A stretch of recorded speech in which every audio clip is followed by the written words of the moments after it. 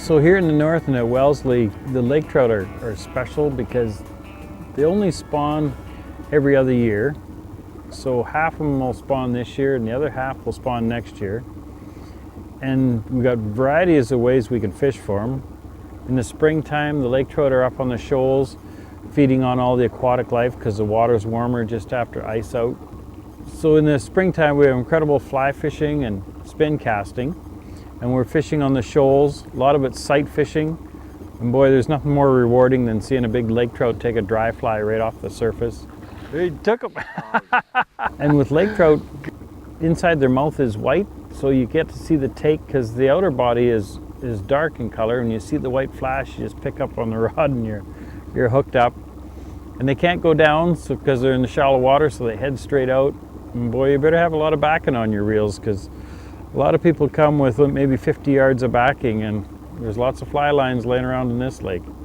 You better have 200 yards because you hook into that big guy, it's a lot of fun. Yeah, so in the springtime, we've got a big lake trout on right now, but in the springtime, the fish are in the shallow water because it's warmed up quicker than out in the deep part of the lake, and the aquatic life is emerging quicker. So a lot of the fish are congregated in the shallow water. And also the pike are in there because they're spring spawners. But the difference between a pike in the spring and the fall time, they'll weigh probably 20-25% more because they fight so hard to spawn. So there's a variety of everything here. Then the fall time too, we get all the incredible colors as you can see in the background on the mountains. Lots of deciduous trees here, birch and poplar and alder. Not gaining nothing on this guy. You wonder how a rod can bend like that and not break. But with a single barbless hook, as long as you keep the pressure on them, there's no reason for that hook to come out.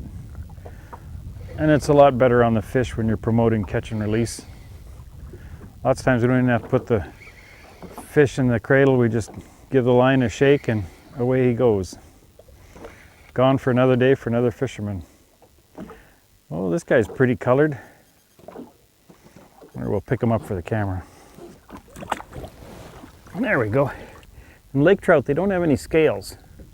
They're a member of the char family. This guy's leading edges aren't really white, but they have the leading edge on their fins are white, but no scales, and they prefer cold water.